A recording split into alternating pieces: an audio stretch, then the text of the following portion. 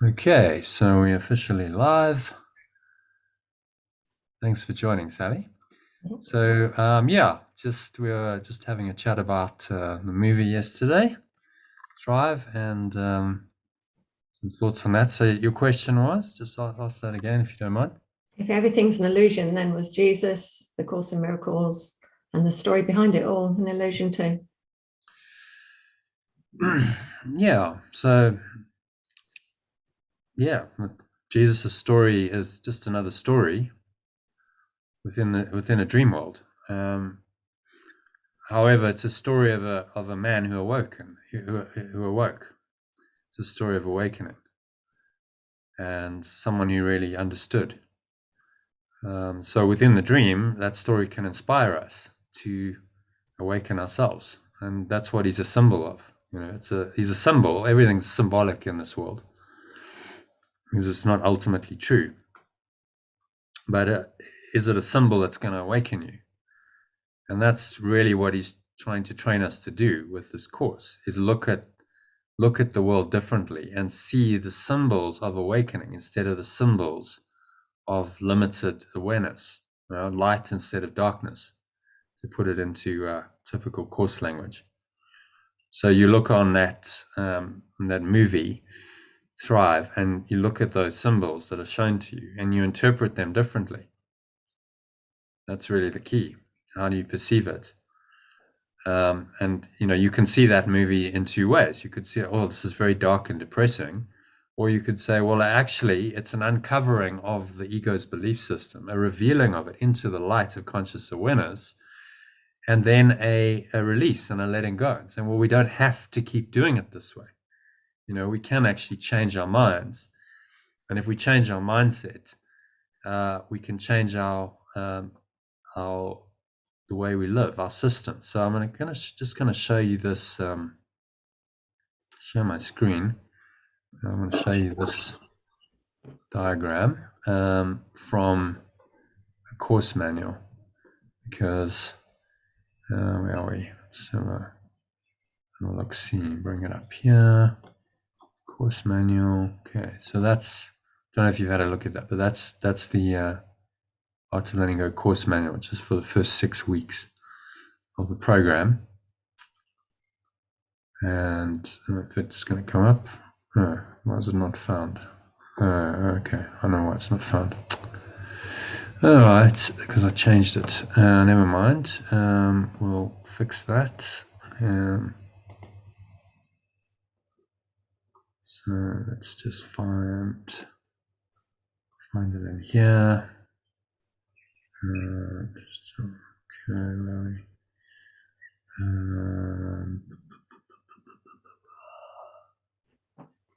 okay. So course one, 22nd of the first. I guess that one will do.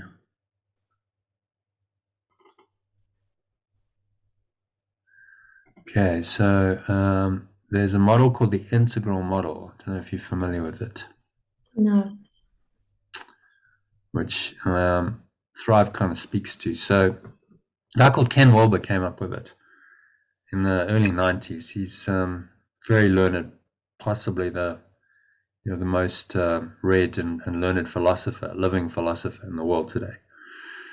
And so in the early 90s, he wanted to put together a model that would summarize everything, like a model of everything, that all of the different teachings from spiritual traditions, from psychology, everything he learned. I mean, incredibly well-read man, very erudite and highly intellectual. And so he kind of went into isolation for 2 or 3 years, and he just worked this model out, which is it's amazingly simple. But as we know, simplicity, to take complexity and make simplicity out of it is kind of genius. That's really something quite extraordinary. So he put this model together called the integral model, which in essence is this. He's saying there's 4 different quadrants, four different two axes and 4 different sort of polarities on those axes. So there's individual and a collective dimension to life. So the sense of, yes, I'm an individual self, we all know that. Collective, we're part of groups, families, so on. So there's individual and collective on the one axis, on the y-axis, on the x-axis, it's interior and exterior. So the sense of an interior self, what's going on inside me, thoughts, emotions, beliefs, values, motivations, etc. And the exterior is how this plays out in form. So behavior, systems, etc. And if you put that into a 4-quadrant diagram, as he's done, then you get these 4 quadrants where they intersect. So where individual and interior meet, you have the domain of the intentional. So this is the domain of my individual values, priorities, motivations, beliefs, what's going on internally, which is really what A Course in Miracles is speaking to, primarily, like 95% of the time. That's what he's talking about. Doesn't really talk very much about behavior, but your behavior is just an expression, an extension of your intention. So they are connected. It's integral. Everything, each quadrant, they're not whole unto themselves, right? They are connected to the other. The intentions create the behavior, and behavior feeds back into intentions. That's how it works. So we learn from behavior that feeds our intentions. If we keep having an intention and we act on it, then that feeds back in a loop into our intentions. If it's good behavior, if it's positive reinforcing behavior, that feeds the intention that we had, that says, yeah, okay, this is working. And you're acting on it by your action. Remember, action is the most powerful form of affirmation. So by your action, you affirm that this is true. So that's really what the miracle is about. You act on it consistently, persistently. And then you see that your intention is true, and it brings results. So this is behaviorals, observed behaviors and performance outcomes. Okay, so what am I doing? What results am I getting? And so on. And that's typically been the focus of a lot of personal growth. A lot of thought systems focus on the behavior and the outcomes, on the external world, rather than on the interior. But you have to be integral in your approach. You can't just go, oh well, we'll fix the world on the level of behavior. I'll give you an example of that. I was a member of a WhatsApp group a couple of years ago, and it was a very nice idea. It was about random acts of kindness. And so the lady who started had the idea that random acts of kindness were, the answer. All we have to do is focus on being kind, and that's going to kind of solve all the problems of the world. Which, as I kind of pointed out in the group, it's all very well, but unless you have an internal shift, your random acts of kindness are not going to happen, because you have to have the love and feeling in you first in order to be kind. And then the kindness is an expression of that. And then if you're kind and you see the results of that, then it confirms, yeah, this is a good way to be. So I kind of introduced a bit of meditation and stuff, and she banned me from the group. I was like, no, we don't want that. And I went, oh, that's so interesting, because that's an example of this idea that only the one side is valid, and Ken Wilber calls that flatland. If you are focused exclusively on the exterior domains and say this is where the answer lies, without acknowledging this interior of mind, which is causative, then you are in an illusion. It's a flatland illusion. In fact, it's the basis of the entire scientific materialist paradigm, which we got stuck into as a society. That, yeah, somehow the answer just lies in the exterior. If you can't see it, feel it, measure it, touch it, if it's not tangible, it's not real. That's kind of the scientific materialist paradigm, isn't it? And so then if that's your belief, all of your solutions must come on that level, because you don't even acknowledge these levels. You don't believe these domains exist. That's hardcore Newtonian scientific materialism, which has kind of become a religion over the last few hundred years. That's sort of the dominant worldview that most people have. But somehow, it's all external and not really acknowledging the power of the intentional and the cultural. that create these things. So I think Fryer was showing, well, look, this is the result of a flatland worldview. And we've been encouraged to believe in that flatland worldview, haven't we? Because if we start really getting in touch with the interior domains, that's where we discover our power. That's where we discover, look, we're not slaves to the system. We're not victims. It's all within our own minds to change our minds. And if people start doing that individually, and they then, as individuals, we connect and we form groups, and we have then a change, a shift in the culture, because this is collective culture. It's a sum total of the intentions of the individuals. So if you have lots of people doing this, going in internally, looking at their thoughts, their beliefs, changing those, then the systems must change, because individual intentions create individual behavior, but collective intentions create systems. Then we create different patterns of behavior. That's all a system is. So the structures, the processes, the way that we then organize ourselves as a society starts changing because the mindset's changing.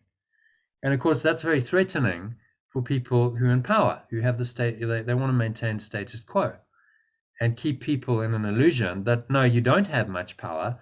Just do what you're told and be good little boys and girls and follow the protocols that we've decided for you, because we know what's best. It's kind of a parent-child model, isn't it? Rather than going, well, actually, you're all adults, and you all have this power of mind, of intentions. So take responsibility. The way this whole COVID thing was handled was a demonstration of a flatland worldview, and this kind of parent-child. No, you will do it. We know better, and we're gonna impose these regulations on you. Not, well, yes, we're going to inform you of the potential danger here, but it's up to you to decide. How do you want to respond to this? And it's interesting now, after 2 years of trying the kind of enforced controls and stuff, they've just abandoned them. Right, well, that didn't work. It obviously didn't work, but they achieved some objective, which was to get 80% of the population vaccinated in most countries. So then you have to question, well, what's the agenda? Was the agenda just to get everyone vaccinated, and then once that's happened, we let go of the control. So what's behind this? That Thrive movie was interesting because it's looking at, well, what are the intentions of the ego behind all of this?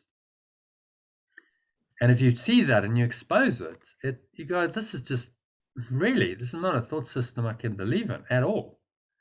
It's leading us down a road into a very unpleasant world if we follow this train of thought, and we agree. We willingly comply with people who believe in a worldview that is based on flatland and really denying any power of the mind. That's kind of what we've been encouraged to do.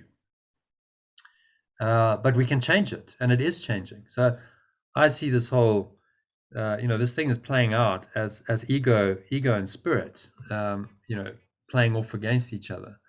And as people are awakening more and more, because there are people, there is something really extraordinary going on. It's not obvious, but we're having these conversations, these kinds of conversations being had all over the planet, and this IT, this technology, facilitates it.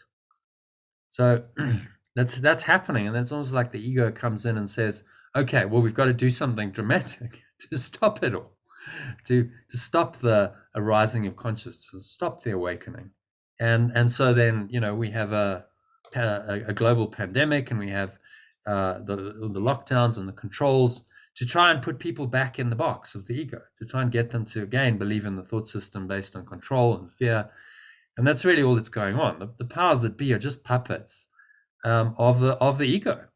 They're just playing out the ego's script because they don't know any better. That's the thought system they believe in.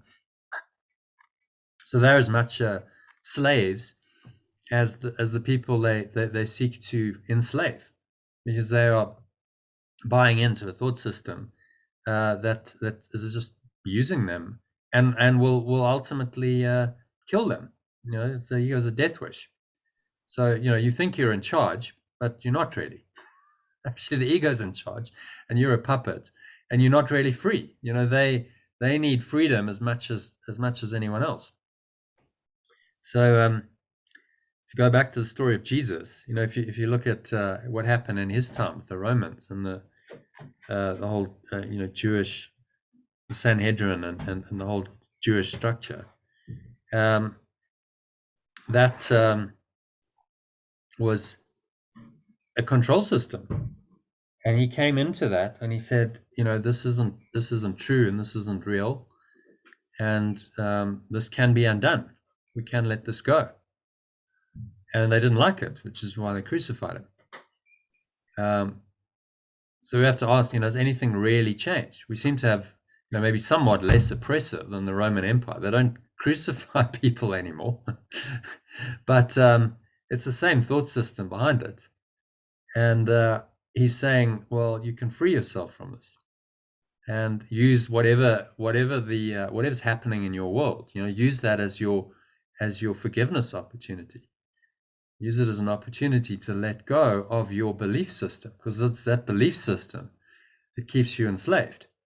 That's the problem. So look at the external and look at the behavior and the systems and see that these are reflections of a belief system.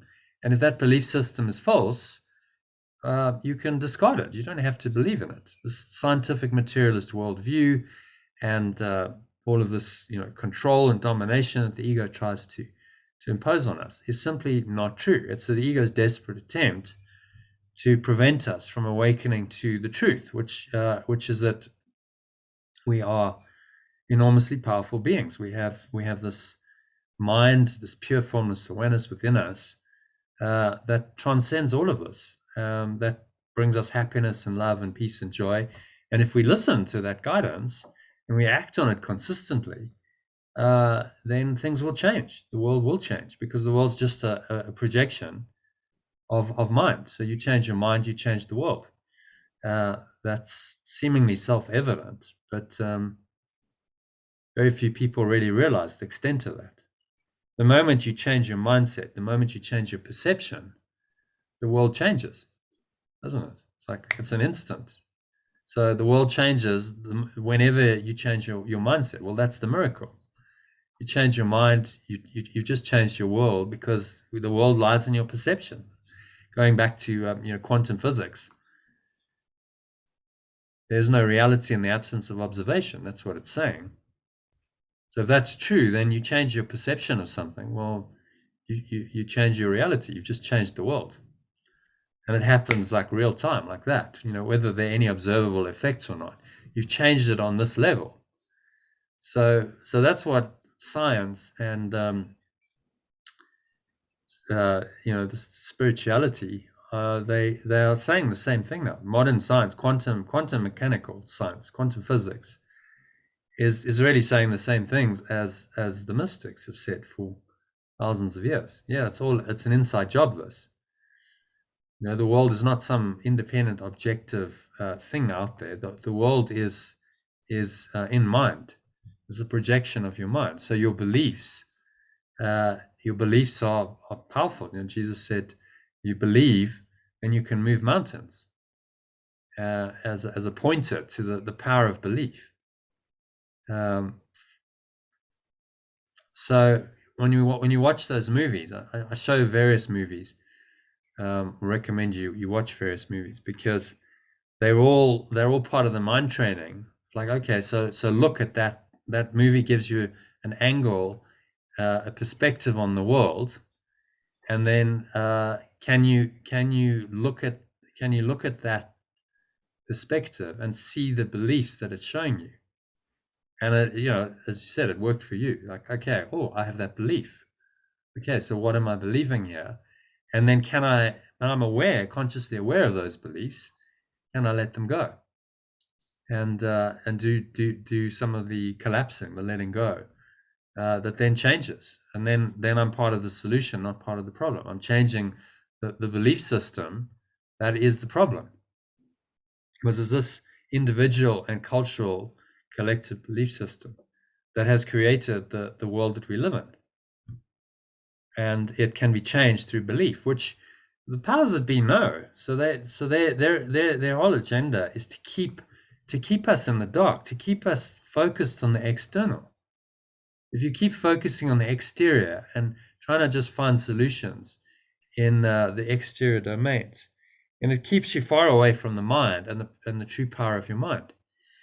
Um, and that's the ego's agenda, because it's trying to stop people from going into mind. If you think you're a body, you think only this is real and only the body's real, and you don't even have a mind, then you stay very far away from awakening, don't you? Because awakening is all about going into mind and saying, oh, I have this thing, this internal dimension of my being, which I call mind, and I can change that. I have beliefs, I have intentions, I have values.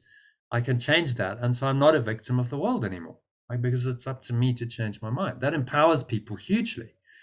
But that's not the message we get told. We just get told, no, the solution lies on the level of form.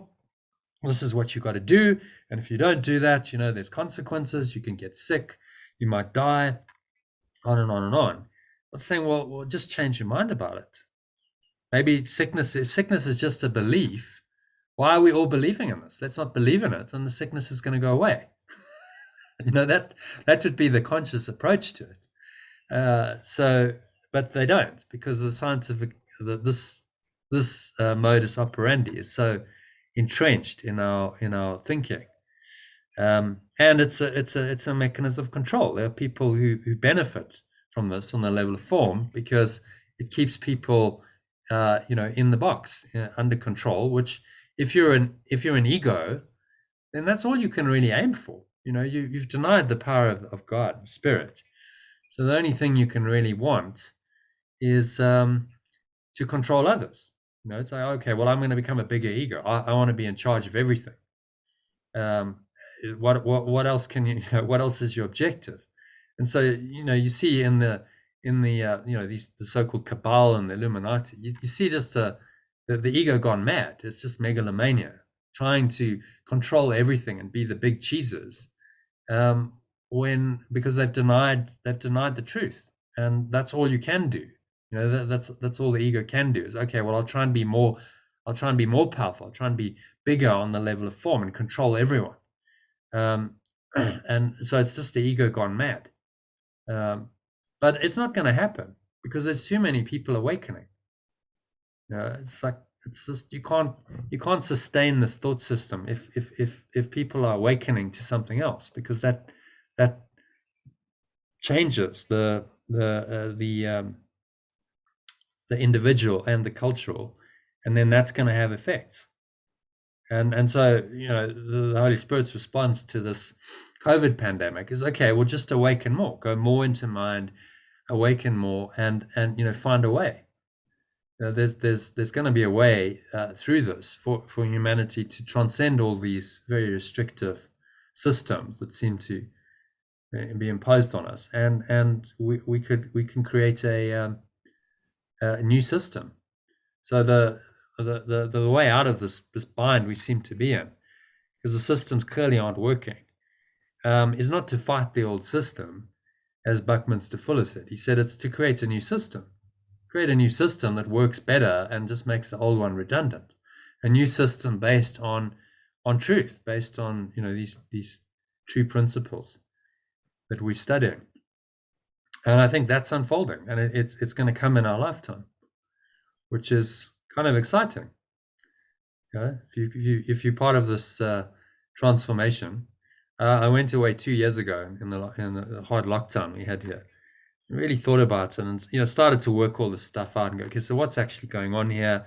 And it's all a bit initially dark and depressing when you understand the gender. That movie was made 11 years ago, 10 years ago or something. So but the gender was there then. So the COVID coming around wasn't really a surprise. It's like, okay, well, this is kind of what they were predicting. And I'd known about this stuff for years, but it had been in the background. So I felt a bit depressed to start with. But then it's like, well, this is what you've been waiting for. Your whole life has been training for this moment. That's what it's about. So why are you shying away from this moment and the transformation that this is going to lead to? Because this is what your life is about. Is transforming mindsets and shifting your own mind and other people's minds, and this is what's happening. This COVID is the start of this, and that shift in perception then goes, okay, we'll bring it on. I'm not scared of it. This is what it's about. So you then embrace it. Okay, well, it's all part of a process. The more the ego tries to control the spirit, the more the spirit's going to reinterpret it and use it for awakening, and that's how it goes. That's what's happening. So we all have a choice. Some people have gone into a lot of fear, but there's a lot of people who've gone, no, I just don't buy it. Sorry, and then it awakens them because they really start to look at the system and go, this just something's not right. This just doesn't stack up for me. And so, no, I have to make a choice. No, I don't agree with this. No, I don't believe this. Okay, well, maybe there's another way. Maybe there's a better way.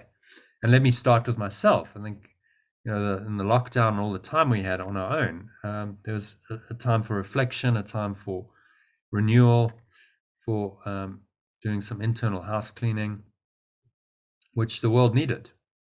So it's all, although on the level of form, the ego is telling you it's terrible, the spirit's saying, well, it's all part of an awakening process and it's all good. Just go with it and interpret it correctly. And you cannot be fearful. And that's really Jesus's message in the Course. He's saying, look, the miracle's always there. Just choose it. Miracles are seen in, what's today's lesson? Miracles are seen in light. And light and strength are one, which is a very encouraging message. It's like, well, yeah, I can see the miracle in any situation, and this will give me the strength to go through any obstacles or struggles, and find that that inner power that we've denied for so long. If you think the external world is the answer, then you deny the inner power that you have, which is what we've done for many years, individually and collectively. So that's a little bit of background to it. I'm glad you asked the question, because that model is quite useful to understand it. It's really what the Course is saying, but it's just put into a 4-quadrant model that makes a lot of explicit sense. It's still a model of this world, so it's within the construct of the illusion, but within the illusion we need to learn and grow, and the Course is set within the domain of the illusion. The miracle is only necessary within an illusion. It's not necessary in absolute truth, because in absolute truth, there's just the pure isness of what you are, and that's all there is. So it's a model that can awaken you if you understand it and you use it correctly. You go, okay, well, it's actually all integral. I see everything integrally. Then I'm acknowledging these interior domains, that they are really primary and causative, and that's a big shift for a lot of people. So it's just another model that can be useful for this awakening process. Okay, kind of a long answer to your question, but I hope that answers it. I wrote down about 3 pages of stuff to clear on, to work through, to notice. Right. Okay. Well, that's good. I'm going to let go. Any other questions about the movie, or comments or thoughts?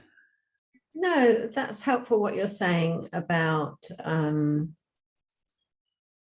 the bigger view as well. I like the bigger view of it. It's not just about us changing our world, it's us changing our view of the world that changes the world. I like the viewpoint. I've always been very drawn to the bigger viewpoint. Yeah, and if I came up there with an idea for an alternative currency, as a result of this internal inspiration. It's kind of, we'll see if it if it plays out or not. Maybe it's just an idea, but it could do. So this is how it works. You change your mindset, and it only takes with in today's world, with the power of IT and technology and stuff. You only need a good idea, and then someone with a little bit of gumption to put it into practice, and the world can change. Like, it's actually really very, very doable if you understand how IT works and the technology. Just an idea can be put into action now with IT quite easily. You're just coding. We've got the internet. You stick it up. It requires some time and money to pay developers, but it's actually more possible to change things rapidly than it's ever been. Which I think is what these powers that be fear, because it is, you can't have tools like the internet and all this IT and not have the potential for transformation. There's a huge potential for it. So that really it's just trying to keep everyone in the box and believing this, because belief is the control system. Without belief, they have nothing. So you look at this approach to COVID, and it's really all been about a belief system and getting people to believe in certain things, hasn't it? Well, if we believe that there's a virus and we believe that vaccinations are the answer, then we'll cooperate. It's all belief. But if you don't believe that, then you're not going to cooperate. And there's no absolute evidence. You hear these experts talking about, but there's no proof. This is just theory. You're saying this, but there's no evidence that vaccinations are at all effective at all. So it's a matter of belief. That's all. And we all have a choice. Do you believe it or not? And if you don't believe it, then you don't have to abide by it. It's like, well, yeah, I can be free of this and believe something else.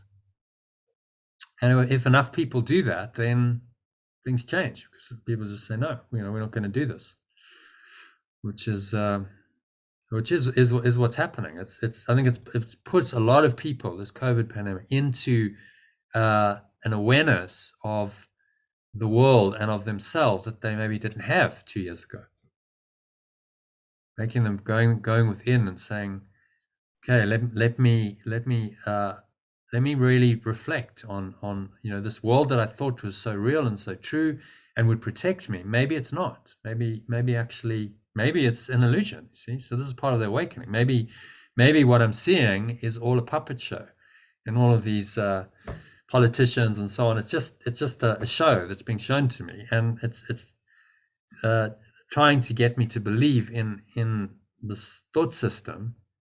But something in me is saying, no, this is wrong. This is incorrect. So huge opportunity for awakening for those who are open to it. And it seems like, what I've seen with this COVID thing is if people are on a spiritual path, they will tend to go into the like, no, I'm not going to buy this.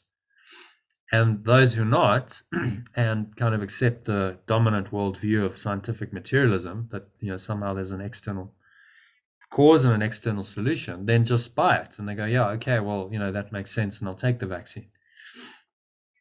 You see that your mindset really determines how you're going to perceive this, and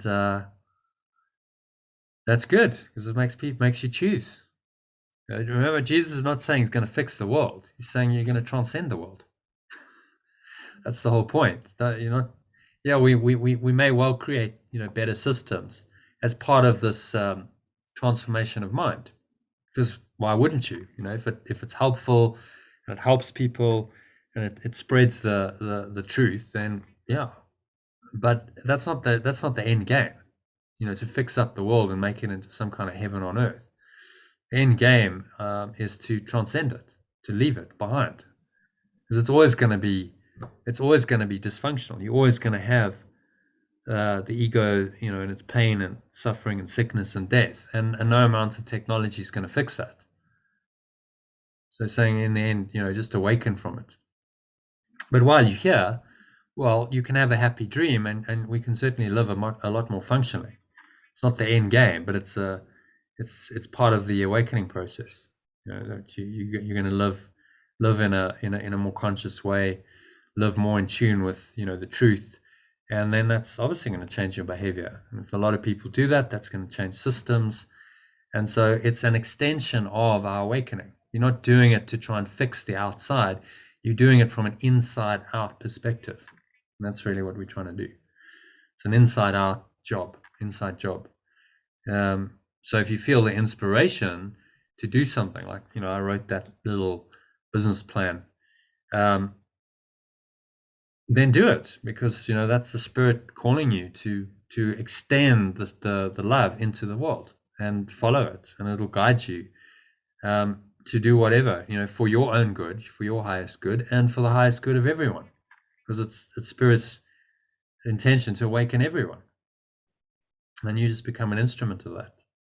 So you take the guidance and you flow with it, and you don't have to worry. It's all, if you're being guided in your part and you listen to that guidance, it's all going to unfold as it should, which then takes away the fear, and I've got to manage this and I've got to control it. No, it's all under the guidance of a higher power, and I'm just listening to that moment by moment. And if I really tap in and I tune in, then there's really nothing to fear. This is all part of a process of awakening, and I'm just going to play my part by listening. So that kind of connects it quite nicely with the course's teaching and thought system. And what I love about the course is that you can do that with anything. Like, you can take an integral model. We could talk about the Thrive movie, and you can take it back to these course principles and say, yeah, well, those are applicable, and those are true, and those are gonna be helpful in the situation. Okay, so any other thoughts on that, or anything else to share? Is it changing limiting beliefs to unlimited beliefs, or is it just becoming I am? So is I am doesn't make sense, but I am peace is one of my thoughts. Is that a belief, or is that just a statement of truth? Because it feels odd to change one belief for another belief if it's all based on beliefs. I understand we'll need some beliefs, or else we won't have a body and we won't have a life. But well, it starts off with belief. So before you know something, you believe it, don't you? Oh, okay. So if you've got a false belief, it starts off with, okay, well, maybe that belief isn't true. So you start with questioning the old belief, and then you doubt it even more, and then finally you let it go, and you say, okay, well, that belief really just isn't true. I can't believe that anymore. So what do I believe? I am peace. It's a statement of your truth. It's an essence statement. It's a core essence saying, like, I am this. But before you can know that, you got to believe it, haven't you? It's got to be like okay, yes, I am peace. Okay, yes, my mind's got to think about that. Yes, I do believe that. Yeah, that's what I want. So belief is almost like a desire. It's the prayer of your heart to say, yes, I want this. And that's where it starts. And then that will transform into I want to bring this up. That will transform into a knowledge in time. So this is quite an interesting diagram. This is from the Living Miracles people. So David Hoffmeister. I was listening to a talk by him the other day, and he got this from Jesus. He's in communication with him, and so he gets given this kind of model, saying this is how your mind works, levels of mind. So based on that, we have a diagram, and then they've created this forgiveness process out of it. So it starts with perception at the outer ring. I have a perception of something, perceive, let's say, COVID in a certain way. But if I dig deeper into that, underneath the perception lies an emotion. Oh, there's fear. I perceive that, yes, a vaccine is going to be a good idea. Yeah, this is gonna work. This is gonna fix the problem. It's gonna protect me. Dig deeper than the perception. What's the emotion? Oh, okay. Well, if I'm honest about it, there's fear. I'm fearing that I'll get sick. I'm fearing I might die. So, therefore I should take this action. And then dig a bit deeper. What underlies emotion? Thought. Oh, okay. So what's my thought? Well, actually, if I'm honest about it, I must be thinking that I'm a body. I'm identifying with the body if I have this perception and this emotion, because I'm fearing that my life will end, and I'm identifying with my body, and that's very fearful. So my thought is, I'm a body. So there's a belief there, isn't there? Underneath that thought, there's a belief. Well, I'm a body. I'm not a mind. Okay. So now, can you see how you can take this diagram and you can go through from perception all the way down to belief, and then at the very core of it is a desire or prayer of your heart. Okay, so beyond belief, beyond this false belief, I'm a body, let me look, what is that covering over? What is that a mask for? Well, actually, it's a mask for the deeper desire of my mind, my heart, we call it, because it's a feeling desire for truth, for this deep, for peace, for awakening, for salvation. That's my deepest desire. That's where the miracle happens. So I need to get through all of these levels in order to uncover that, to get to the I am peace. That's a statement coming from the desire or prayer of your heart.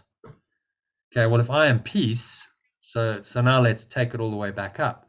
If I am peace, and I really feel that, and I believe that, I say, oh yes, I am peace, and I start to believe this. Then I've changed the belief. I've changed the belief from one, oh, I'm a body, and I'm quite vulnerable. The beliefs and the thoughts start to change, because no, I am peace, and that peace is a pointer to something that transcends the body. It's a state of mind. It's not a body condition. You don't identify with the body when you say I am peace. So now my belief is changing about who I am. No, I'm a state of mind. I'm a state of being. I am peace. Okay. So now my thought changes. Okay. So I'm actually, in the face of this, I'm still peaceful. So my fearful emotion is now transformed from fear into peace. And my perception of the situation changes. Okay. Well, actually, I don't really need to take a vaccine because I'm peace. And there's no fear. So if I'm completely peaceful and I'm at peace and I feel safe in that peace, then this has no impact on me. I don't need to fear. And that's how this process works. The miracle happens inside, but then it'll come all the way through belief, thought, emotion, and perception to change your perception on the external of the world. And so whenever you do this process, you say, okay, well, I've got a perception, and I'm going to dig into the emotion. What's the emotion underlying? What's the thought? What's the belief? Okay, get through all of that, see it, reveal that it's a false belief, that actually it's not a belief I want. Then I have a shift in the internal, the deepest part of my mind, which is the miracle. It's a shift in my belief, in my attitude, and that's where it starts. You don't know you peace to start with, but you believe it. You say, yeah, this is what I want. It's my desire or prayer of the heart. Yes, I want peace. Okay, so I am peace. And I say it, and I say it, and I say it. And the more I say it, the more I start to believe it. And that will change then my thought, my thinking. It'll change my emotions, and it'll change my perceptions. And so now my perceptions of the external world have just changed through that process. And this is the miracle that he's talking about. Miracle is this shift in from perception, taking it back to belief, changing my belief, and then that changes the perception. So this diagram illustrates it quite well, and then you can actually fill in. So it's quite a nice diagram, quite a nice process to use as a forgiveness process. So when I think about, let's say we use COVID-19. COVID-19 and vaccines.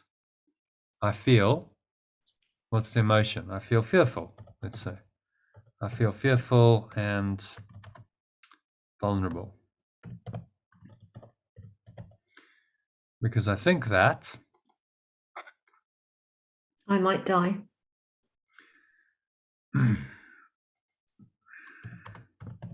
Yeah, I might get sick and die, and because I think that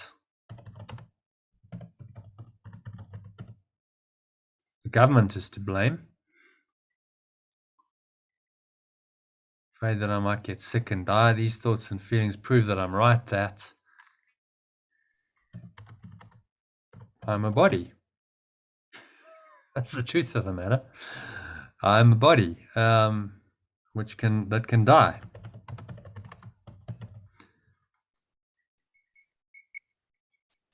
And want and expect is for desire for something to be different than what it is now, is keeping you from the peace of God. So are you willing to offer this desire to the Holy Spirit now in order to realign with the only goal that will bring you what you truly want?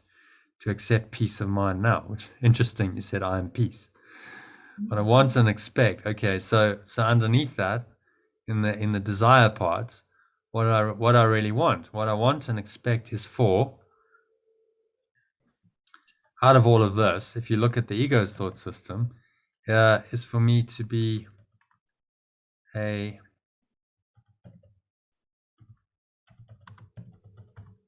separate identity defined by a body.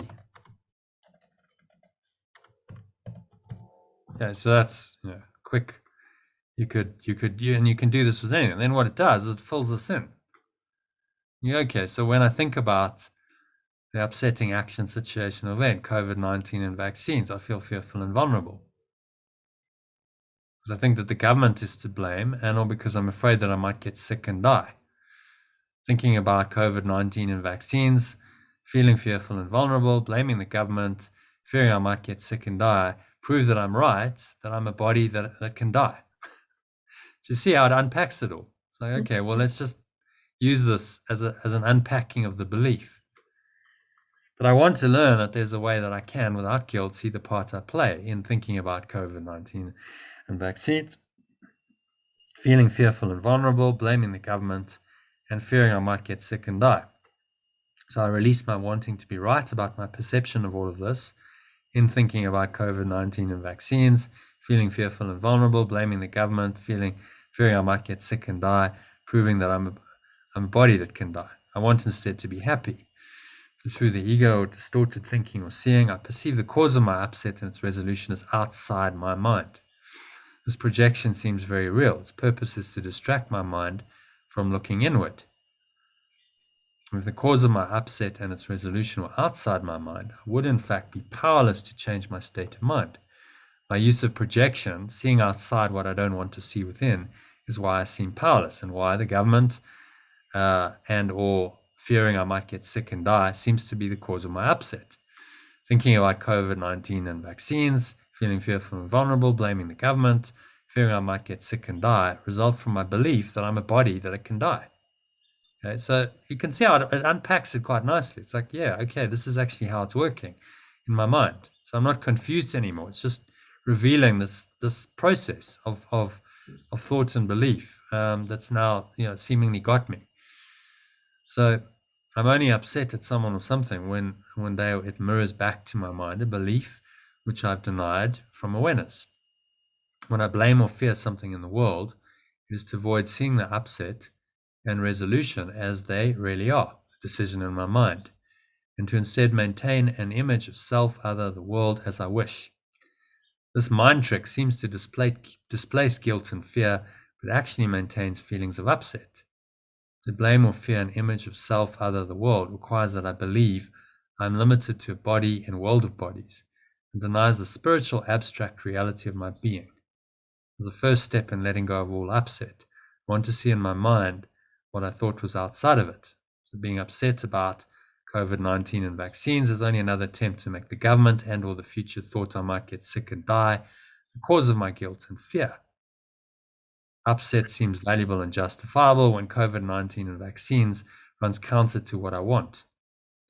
What I wanted and expected is for me to be a separate identity defined by a body. I still believe that I'm a body that can die, so I think that I need for me to be a separate identity defined by a body, to be happy, complete, and at peace. Is this belief in lack and the resulting expectation more important to me than peace of mind? So it kind of takes you through this whole process, doesn't it? Maybe you read from now, because I'm getting tired of it. Everything in the world works together for my good.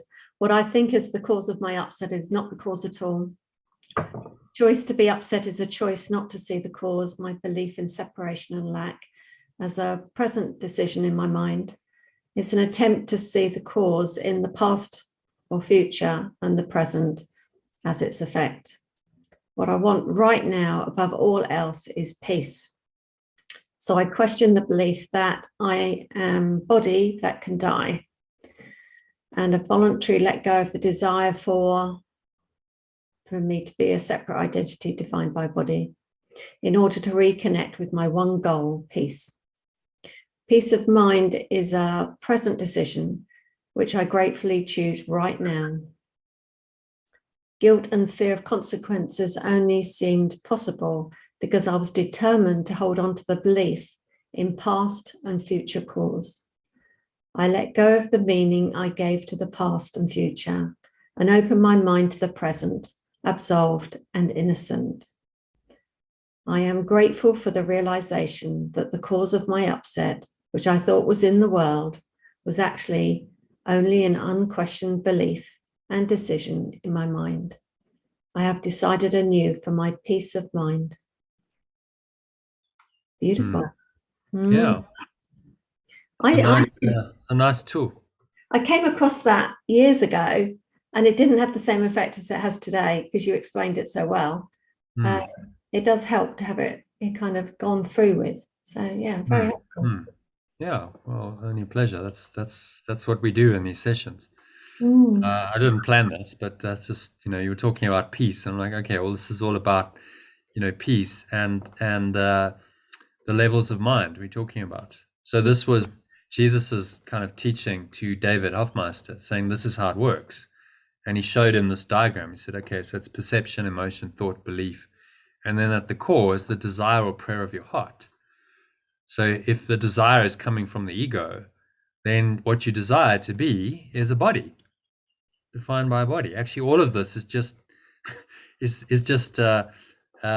layers of defense for this belief that I'm a body and I'm a separate identity. And I'm using all of this to confirm that I'm a body. That's what's going on. So it uncovers that. You can't go through this diagram and this process and not have the belief, the false belief revealed as what it is. Yeah, okay, so that's what I'm doing. Like, I think it's about COVID and vaccines and governments, but it's not really. It's actually about my own belief, my own identity. Yeah, and I'm actually using this to perpetuate the belief that I'm a separate identity defined by a body. Okay, all right, so that's really what's going on. So you take it from the external into the internal, into the domain of your own belief, and that's where the transformation can happen. Okay, well, if I'm just believing that, I can change the belief. I'm not a body. How can I be a body if there's this mind that I'm thinking with, and there's this deep desire? The call of my heart is for peace. That's not of the body. That's of the mind. So, okay, I'm at peace. I am peace. Let me say that, and now that changes my belief and my thoughts and my emotion or perception about the situation. I cannot be a body that can die if I am peace. I am peace points me to an eternal state of mind that is beyond death. Points me to the eternal. I can't have peace and also believe I'm a body. And so, in this, you start to know yourself again. Who am I? Well, I am peace. I am that field of pure formless awareness that is always peaceful, that rises above the battleground of sickness and death and governments and conspiracy theories and fear and COVID-19 and vaccines. Just transcends it all and stays in that peaceful state through all of this, because I recognize from the place of peace that none of it's really true. It's all just delusion. It's false. It's false thinking. And the only purpose of it is to maintain the belief in separation, that I'm a separate identity with a body. So you look at the whole COVID-19 debacle, that's all it is. It's the ego trying to convince everyone that they're bodies on a spiritual level. And of course, the opportunity in that is to change that. So no, well, actually, the more you tell me I'm a body, the more I'm going to undo that belief and say I'm not a body. So I'm not scared. Why would I be if I'm not a body? I'm just not scared of a virus or anything because I can't really die. So why am I worried about death and sickness when I'm not a body? So what comes up, sorry? what comes up in my mind is my story is that a lot of people don't know this. So a lot of people have got no other option than to believe they're a body. But that's just my belief, isn't it? And that's the belief I have to change, that people, don't have. Maybe they don't know it yet, but the truth is out there. If they want to know it, they could. There's plenty of material. We've never had more access to this kind of material. This is free on the internet. You can download this free. It's available. There's people like David Hoffmeister. I stream these things on YouTube. There's so much material. If you really are curious and you really want to question. So it's up to every person to decide, as it always has been, well, what do I want to believe? And if I'm not happy and this doesn't, if I'm feeling fearful and I'm feeling upset by all of this, maybe I'd like to be in a better state. Maybe I'd prefer peace. Okay, yeah, well, I'm not quite sure how to do that, but let me start exploring. And then, go in. One of the guys who joined my course, he said, he came to A Course in Miracles because he was desperate and he just Googled, he Google searched and he said, Jesus, please help me. and I came A Course in Miracles. So, literally, it's a search away. If you do a search on Google, all kinds of stuff will come up that could be helpful. Resources. So it's up to people to decide, and that's a choice every person has to make. But everyone, no one can say, if you're living in a kind of modern society with access to the internet and stuff, no one can say, oh well, the answers aren't there. I don't have access to this stuff. Oh, you absolutely do, freely. Like there's so much material to help you awaken and get out of fear. It's just, will you go and use it, or will you just stay fixed in your belief that you're a body, have a separate identity, which a lot of people do choose, but that's their choice. It's like, okay, well, that's their choice. Eventually, I think you've got to see that they will awaken. Eventually, they will. Just maybe not in this life. But who are you to say when that should be? It's up to them. So I suppose it's a case of seeing people awakening, just like Jesus saw people well. It's like holding that belief, isn't it? Holding that vision, I suppose. Seeing beyond all of this, that's really what we're trying to train our minds to do. See beyond perception, emotion, thought, and belief, if those are egoic, and just see in their heart that they want peace. Actually, everyone. It's everything here. Even if people are behaving in vile, unconscious ways, it's all a cover for the deepest desire that they're covering up of their heart, which is that they want love and peace. Everyone does. So even the Illuminati, even the government, they want, ultimately they want peace.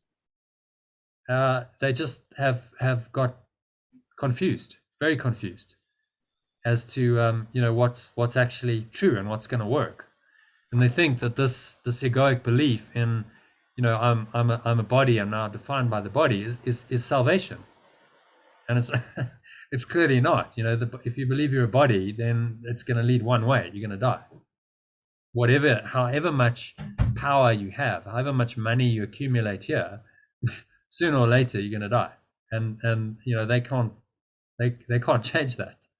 So as I said, they're as much in fear as anyone else.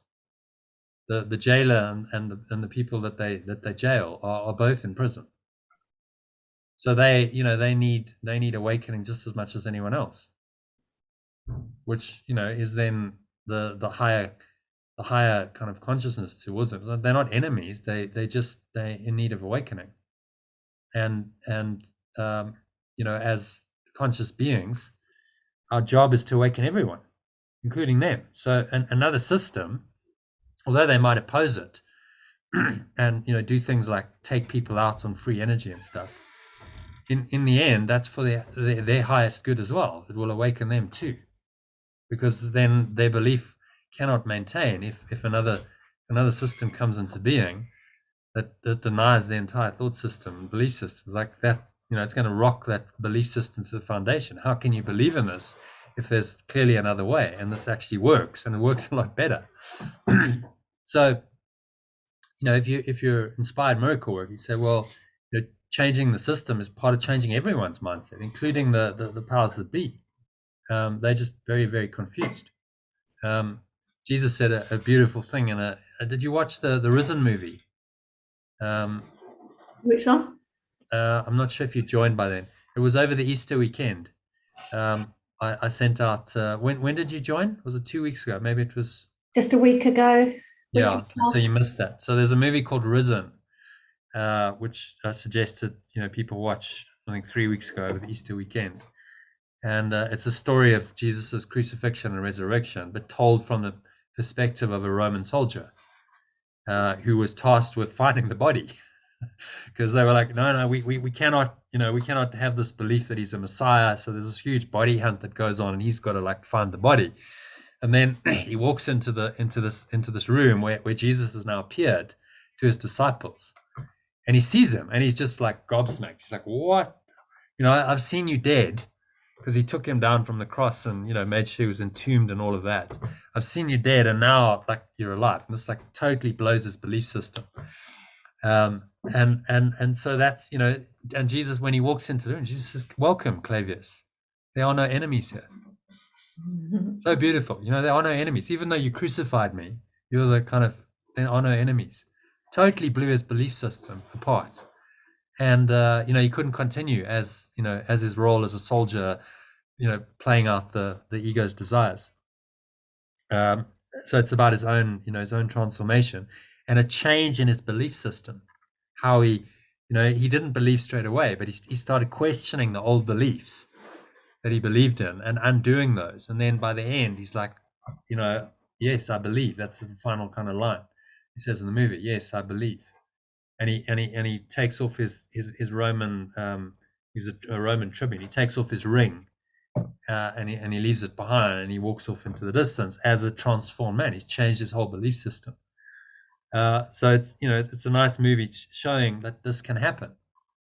He really believed in the ego, and then along comes Jesus and just blows his whole belief system out the water. So that's what's necessary. It's by demonstration. If we're called to be as Jesus, well, he wasn't anything special. He was just a man who understood the truth very deeply, and he lived it. He said, okay, I'll take this to the extreme. If it means I've got to be crucified and then resurrect to demonstrate this is what I'll do. So that I'll demonstrate to my disciples and then to the whole world via them, because they spread the teaching, that there is another way, that the ego's belief that you're a body is clearly not true if the resurrection can happen. That's not true. So it blows the whole ego's belief system out the water, which is and now we still studying his teachings 2,000 years later as a result of that powerful demonstration that he gave. And the Course in Miracles is a follow-on from his life. Without his life and all of that teaching, then the Course wouldn't be nearly as powerful, would it? Because we now know, okay, this is who it comes from, and we understand the story and the source behind it. So, it's all part of this amazing unfolding awakening process that Spirit's got designed for us. It's like, okay, this is how it's going to play out. Jesus was part of that, and the Course in Miracles, and now like we're having this little conversation, the art of letting it's all part of this amazing process. And if you're part of it, it just feels so joyful. It feels like, wow, this is what it's about. This is what my life is about. And all I need to do is listen and be guided step by step, and the Spirit's got it. And it's I will awaken. It's a done deal. He says, it's a done deal already. You have already awakened. You're just playing out the process in this lifetime of this unfolding for you. But you already are at peace. That's your true nature and your true identity. So it's a done deal, and you've just kind of got to the more you accept it's a done deal, the more you just get taken into that beautiful state of mind. And these kinds of tools and stuff are just helpful pointers along the way to help you to go into peace. Just clear out all of this rubbish and go into the desire or prayer of the heart. So in the Art of Letting Go course, and in the retreat we're going to run, we're going to take you right through all of this into that core intention. So who am I really?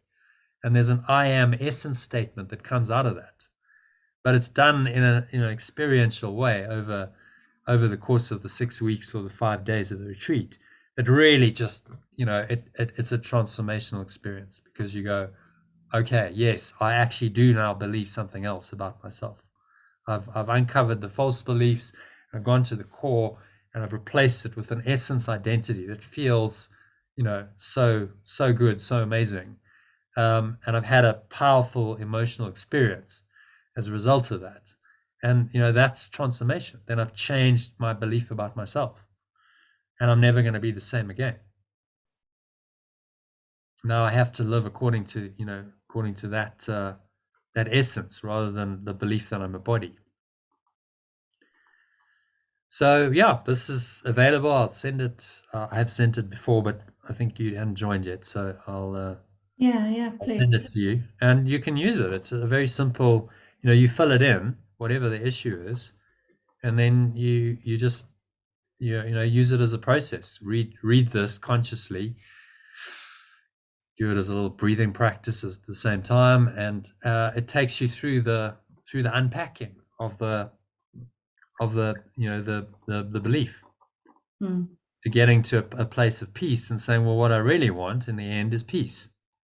I recognize that that this is all just an ego setup to keep me in a false belief and keep me away from peace.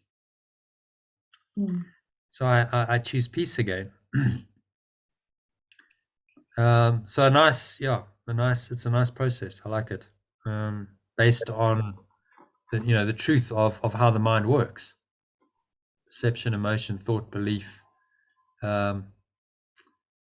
And they've done it nicely in this fillable PDF, so you don't have to keep writing. It's like you just fill in 5 things, and then it fills out the worksheet for you. I think I did it wrong when I did it last time. I took the belief in the middle. Can you scroll up a bit? Yeah. The desire or prayer, I think I put the I am statement rather than the ego statement. So yeah, might have the same effect when I did it. Yeah. So you need to put this is all ego in order to expose it, and then once you've exposed the core belief, because that's just follow the logic of it. You have to go, yeah, well, that's actually what it is. I want to be a separate identity defined by a body. If I believe all this, okay, well, I've unpacked it all. Okay, is that really what I want? No, actually, I am peace. I want peace. I clearly see that defining myself as a separate identity defined by a body and peace of mind are irreconcilable. I can't have peace if I define myself as a body, because as a body I seem to be vulnerable and threatened, and all this stuff seems to be real and scary, and the whole then all these issues come into my mind, and they disturb my peace. But if I'm not a body, then really I'm not bothered by COVID-19 vaccines. I'm not identifying myself at that level, and I have nothing to fear. If you really stay in that peaceful state, your vibrational frequency is so high, like just you're not going to get sick. It's not possible. Because sickness is an internal decision. This is what they don't tell you. They say, "Oh, it's the virus." No, no, no, no. It's your mind. It's your mind that's the problem, right? Fear and guilt and all of these kinds of things. So paradoxically, you look at the emotions that underlie this whole COVID story and vaccines and stuff. Well, the dominant one is fear. Okay, no, we got to do this because we fear for our lives and we fear we're going to get sick and die. And another one is guilt.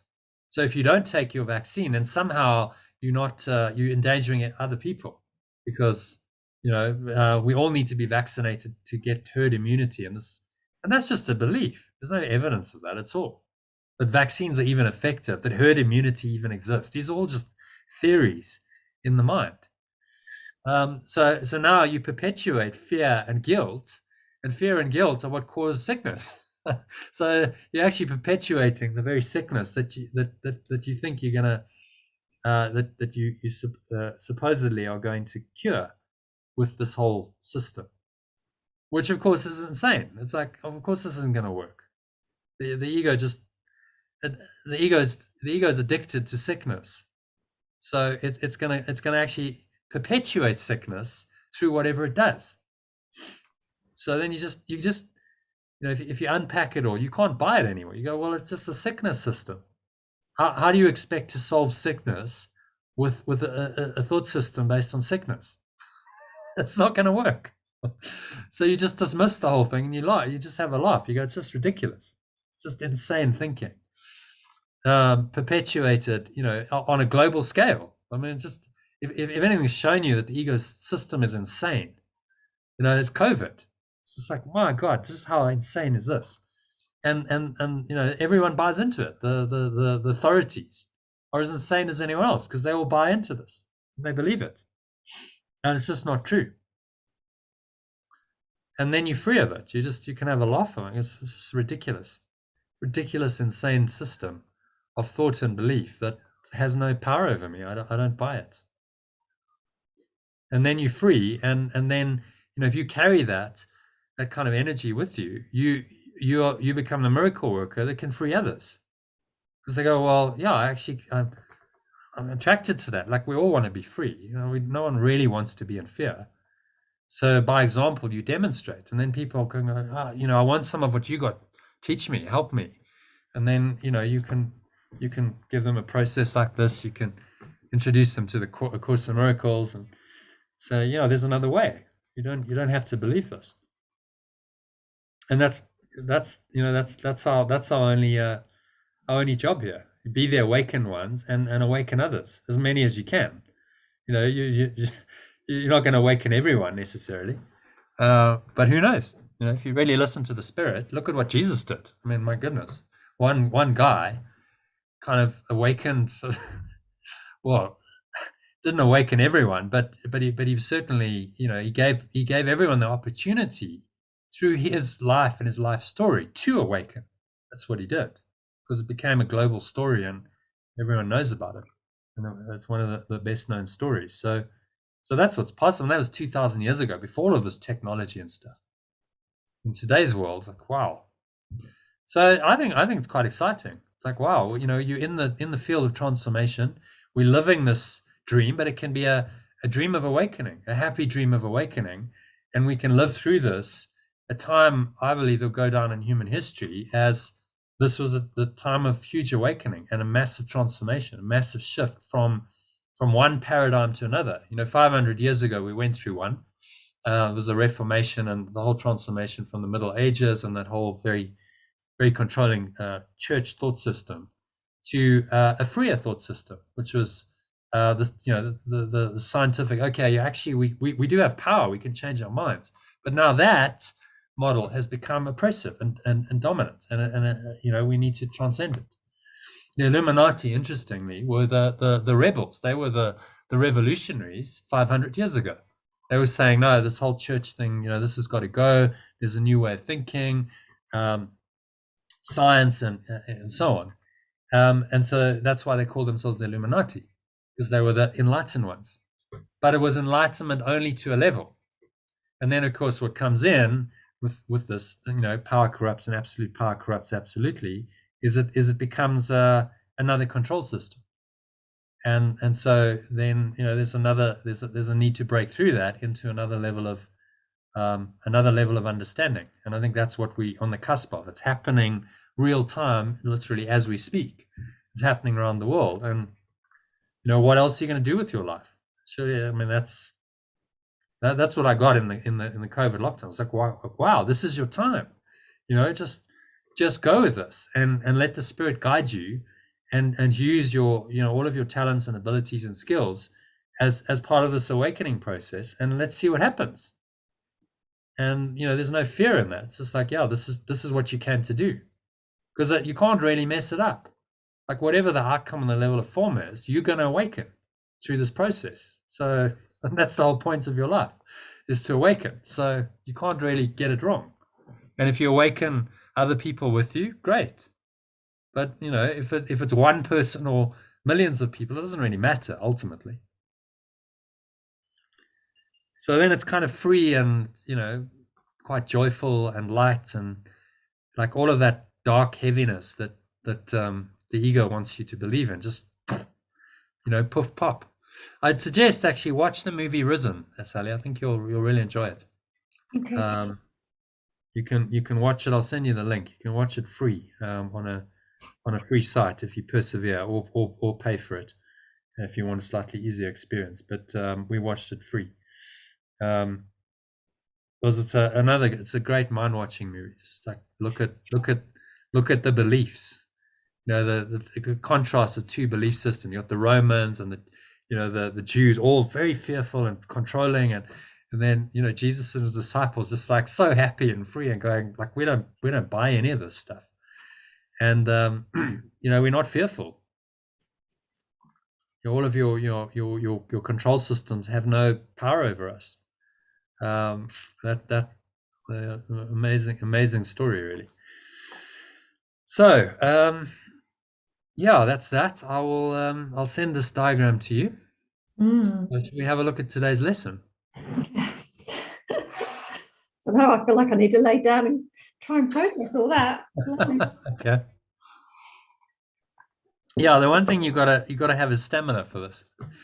Like sometimes we go on for, like in the course, some of the sessions were like 7 hours. I kid you not. It's like, because we just got to get through a whole lot of. So it's like a workshop. You're doing a transformational workshop, which then starts to unwind the mind. People really get shifts when you do this kind of deep work. Okay, so where are we? Let's have a little look at today's lesson.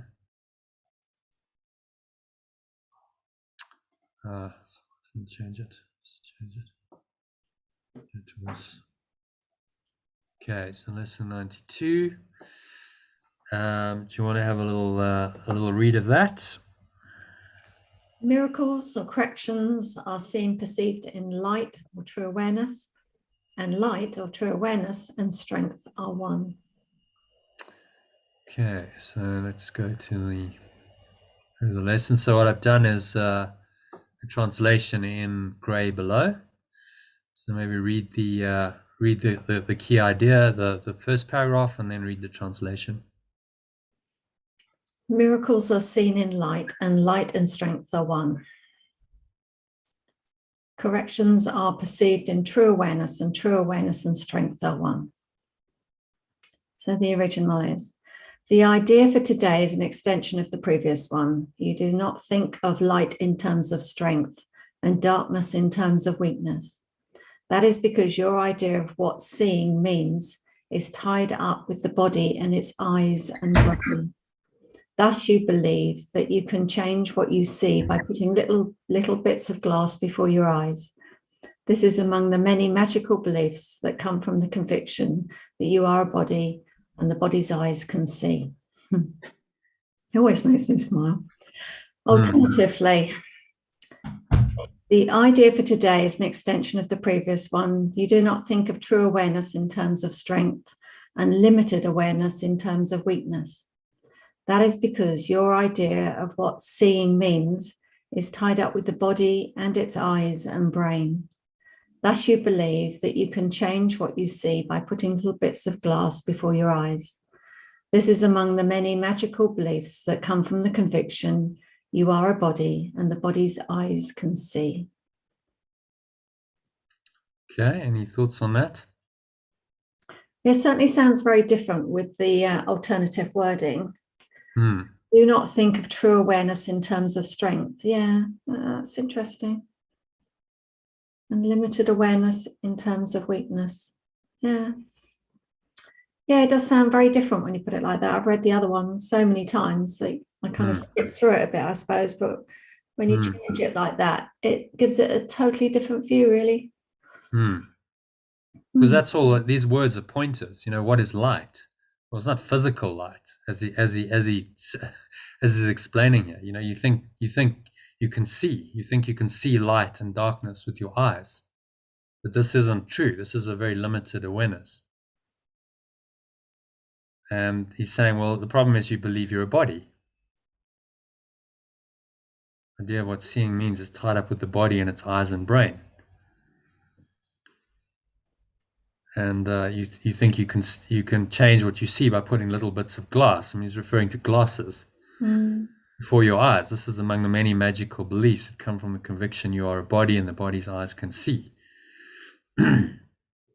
So just highlighting the belief system, saying, okay, so you think you have glasses and that's going to help you to see better, but this is part of a belief system. You believe you're a body, you believe there's an external world, and this is all it's all a magical belief in something that's not true.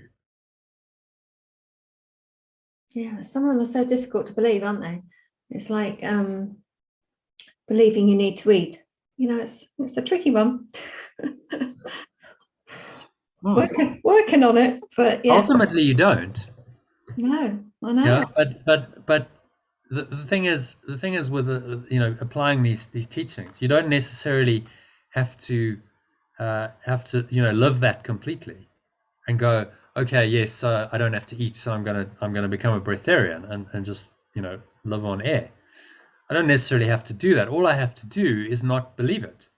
Okay, I don't ultimately, food. This isn't the ultimate reality. It's like, yeah, okay, I'll eat. Body is just a vehicle. It kind of keeps the body going, but this isn't my identity. That's the key. This isn't who I really am. Like, you can drive a car, but you don't identify yourself with the car. It's the same thing. The vehicle is not you. You're the driver. Your mind is the driver. So, okay, yes. What do you do with the car? If you don't service your car and you don't put petrol in it, and you don't put water in it, and it's probably not going to go too well, is it? At some point, it's going to collapse and it won't work. So, in the same way, on a practical level, it's okay. Well, keep the body functional and healthy, but don't identify with it. Don't make it you. You're eating, and it's like it's functional. What a lot of people do with things like food, though, is it become part of their identity, and that's where the ego's then using it inappropriately. So I eat because I feel alone, so I comfort myself with food, or I don't eat because I feel like I'm fat, so then I end up getting anorexia or bulimia, or I've got a huge issue with my body and my weight and food, all of this kind of stuff. That's where the identification comes in. That's where there's a problem. If it's just functional, okay, so like a car, body needs fuel, so I'll give it some fuel, but I won't overfeed it, I won't underfeed it, I'll give it good fuel, and then that's sorted, and it's like just something that's happening without too much attention and focus on it. Then I can go into more spiritual teachings, a more spiritual way of living and being. In fact, I'll bring up this. There's a quote by Vimala Thakkar. It's a really good one. I think it's in here somewhere in my course manual. There's a whole lot of quotes in here. See if we can find it. And she says something like,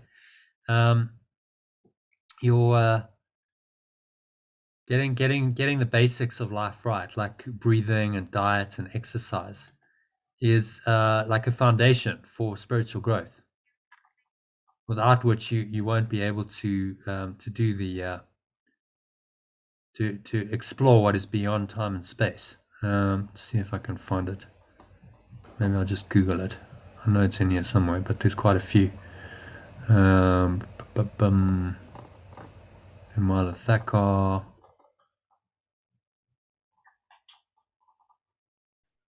Thought it was in here. There we go. Unless you put the house of your life. You want to read that? Unless you put the house of your life, physical and verbal structures, in order, the urge for exploration of that which is beyond time and space will remain only a wish in the mind.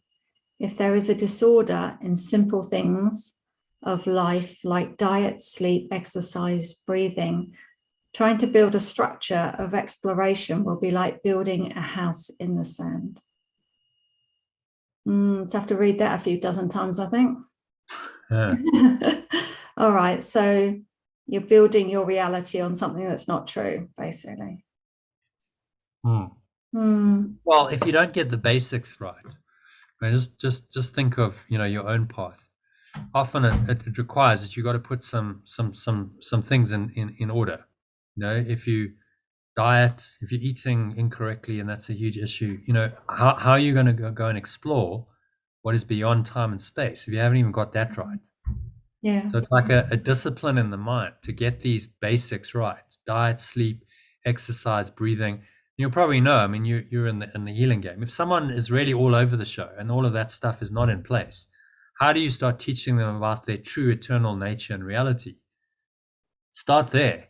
Start at that. Get that stuff in order. Put the house in order, because if they put that in order, then they will be in a more stable state to start being able to think about these higher ideas. It's kind of Maslow's hierarchy of needs, isn't it? Yeah. Get the basics in order so that you can then go into self-actualization. But if you haven't got that in order, and you're starving, and you sleep deprived, and you don't exercise properly, and like your mind is not going to be in a position to accept these kinds of higher ideas. It's trapped in a lower level. So often the healing journey, it starts with the body, doesn't it? It starts with, okay, well, sort out your body issues. Maybe you're overweight, you're sick, you need to put some of that stuff in place, so that you can get that out the way, so that now you clear the mind, you free up your mind to be able to go into an exploration of that which is beyond time and space.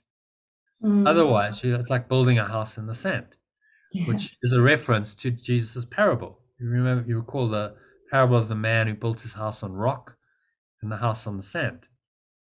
Quite a clever reference to that, saying, well, if you're going to build a structure of exploration, build it on a solid foundation. So get these things in place: diet, sleep, exercise, breathing, which a lot of spiritual practices talk about.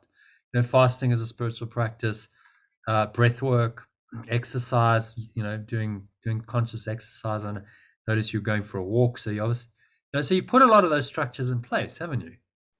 So that now you can do this exploration. But if you haven't, then that's the start for a lot of people. Get that stuff handled and sorted, and that's not the ultimate goal, but it's the foundation on which you can then grow and build. So just being practical about it, and get this stuff in place, which is why we talk about breathing and exercise and sleep and diet as foundations, building blocks for this structure of exploration, so that you can you've got the basics handled, and you can then move on to kind of higher grade stuff. Okay.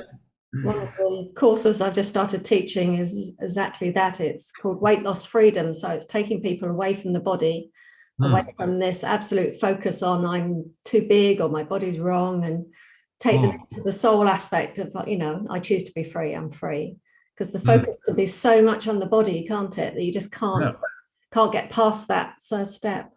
And it's a misidentification. You know, the real problem, if someone is overweight, it's a problem in the mind. They actually identify themselves as a body. They identify themselves as the kind of body shape they have. You know, I'm fat. And it's all misidentification. You're not a body. So let's start with correcting that belief system. And if you can do that, then the body will change. It has to, because it's a product of the mind. The eating habits will change. If you no longer define yourself as a fat person, you go, well, actually, I'm spirit. I'm beyond the body. I no longer need to have this compulsive need to eat and obsess about, because the more you focus on it, the more you do it. I mean, you'll know, you teach this stuff, and it's all a misidentification. They're thinking that they're a body, and that they're defined by the body, and that's just not true. Okay, so Happy, do you want to give a little summary of number 1?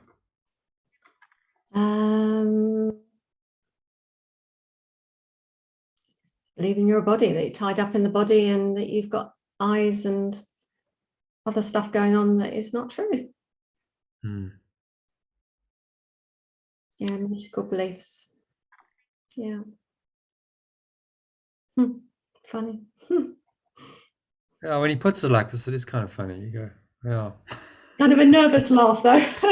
It's like I put glasses on when I go driving. When I drive in the car, and I'm sitting here and my vision's gone a little bit hazy since we've been talking about it. I'm thinking, just let go of the belief. You need glasses. Just let it go. Let it go. Yeah, interesting.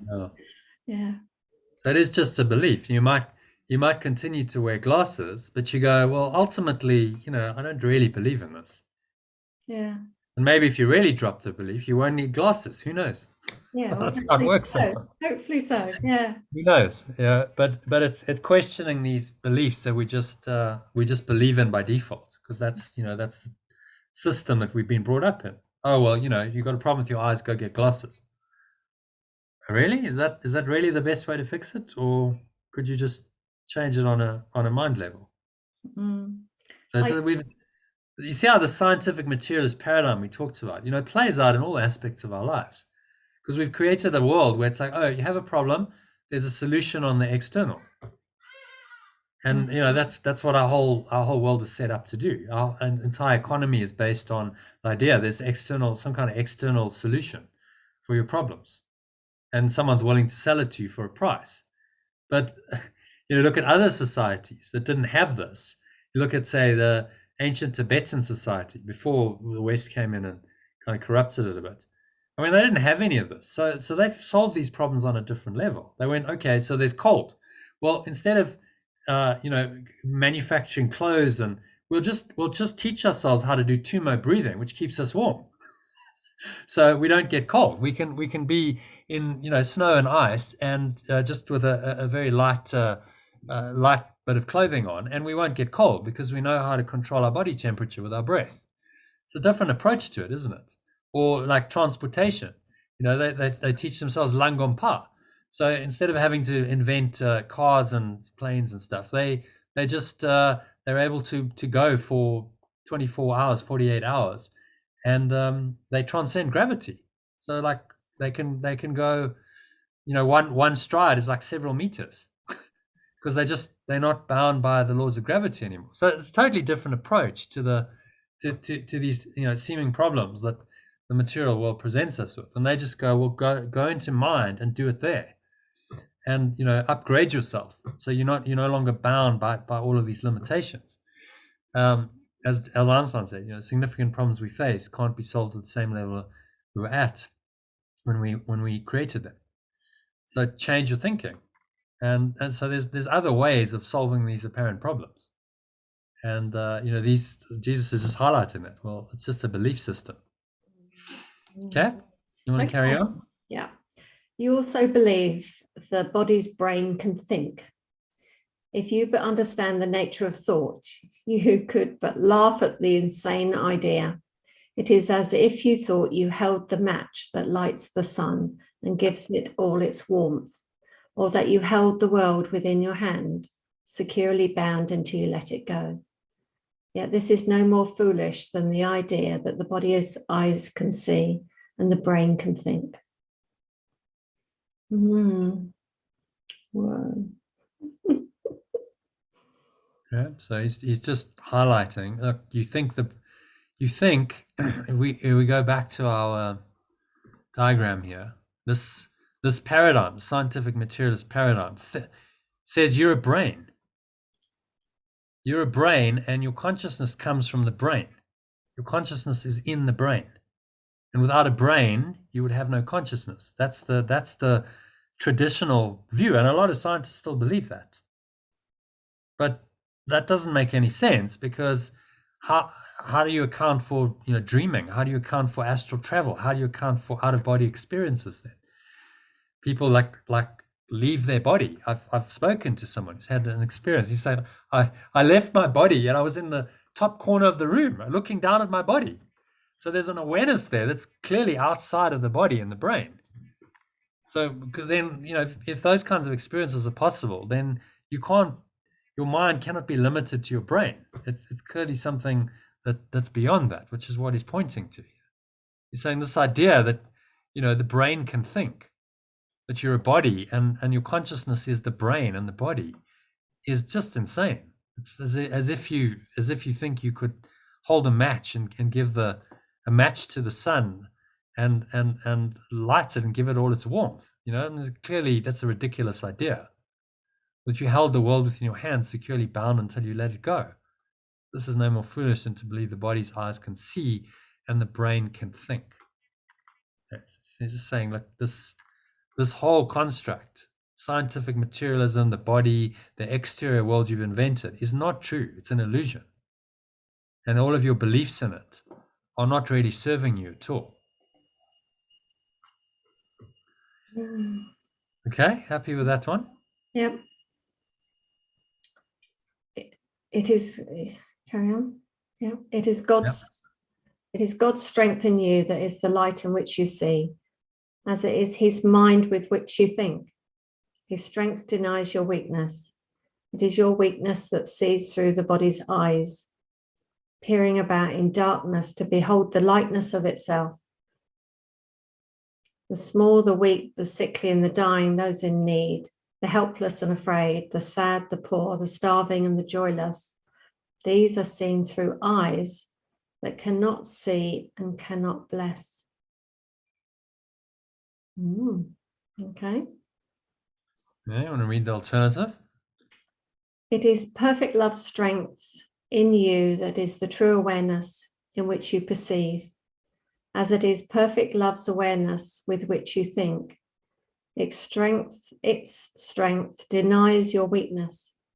It is your weakness that sees through the body's eyes, peering about in limited awareness to behold the likeness of itself. The small, the weak, the sickly and the dying, those in need, the helpless and afraid, the sad, the poor, the starving and the joyless, these are seen through the eyes that cannot perceive truly and cannot bless. Wow. That's that thing that reminds me of when a friend walked through the town centre here and said, all these jobless people lying on the streets that are homeless and have no food. And I said, well, that's funny. I walked through town and I didn't see anybody lying in the streets. And that's a bit like that, isn't it? It's like you just don't see them. They're not there. Yeah. So the ego is always trying to get you to focus on, the littleness, the weak, the sickly, the dying, those in need help, and saying, oh, this is true, this is real. And he's saying, but this is all illusion. They're seen through eyes that cannot perceive truly and cannot bless. If you focused on the body and on the body's what the body's eyes see, you will never see truly. So what Jesus saw, when he went, he had sad and poor and starving and all of this. He didn't see that. He just saw love. He saw these people are God. They are part of God. They're part of me. And because he held that so truly, and then they believed it, a lot of people started to believe, they healed. Because it was like all of that that weakness and sickness just dropped out of their minds in his presence. As he said, I haven't really healed you. You've healed yourself. It's your belief that has made you well. Yeah, it's an interesting concept, isn't it? I remember seeing, I kind of became that essence of him and could see that that is the way he saw the world. And then now when I look at something, I try and do it that way, but sometimes things get in the way. And it's not as easy sometimes. It's bizarre. I mean, most of the world I can see well, but it's just like, why do we get these little areas that are just like, can't see that well? No, I keep seeing that problem. But yeah, it's just something to work on. Yeah, well, it's the ego is holding on. See, these areas of unhealed perception are where the ego holds on and says, "Oh no, I've got you there." Because if any thoughts of weakness and sickness and death and dying, if that's true, then the ego is true. You see, so it's got to be all encompassing. It's like, okay, that belief simply doesn't exist anyway, and I don't see it anyway, and that's the transformation of mind that he's trying to bring about through this mind training in the course. Is that ultimately you apply this to your entire world, every aspect of your world, your perception of it is healed. You simply don't see the sick and the starving and the poor and the joyless. You don't acknowledge these as reality. And a lot of people go, oh, well, that's terrible. What about you? You've got to care about these people, and you've got to, but you're not really helping them by believing in the sickness and the weakness and the starvation. And that's the belief system is the problem. It's not a problem on the level of form, it's a problem of belief. So you believe that that's what they really are. How are you helping them to get out of that belief? You're not. That doesn't mean you shouldn't necessarily give them something if you feel inspired to do that, but you give it in love. So if you give, say, a beggar something, we have lots of them here. Like, do you give it in a sense, oh well, I feel actually quite guilty and all of this is terrible. Okay, well, just here's the money and go away. Or do you give it as okay, I'm doing it in awareness. I see you, my brother. I have a look at you for a couple of seconds. We connect. I give you the money, and there's a connection there. That's a different way of doing it, isn't it?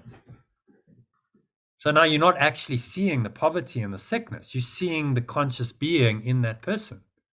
So you're not acknowledging the sickness and the weakness and you're seeing through all of that to the truth of who they are.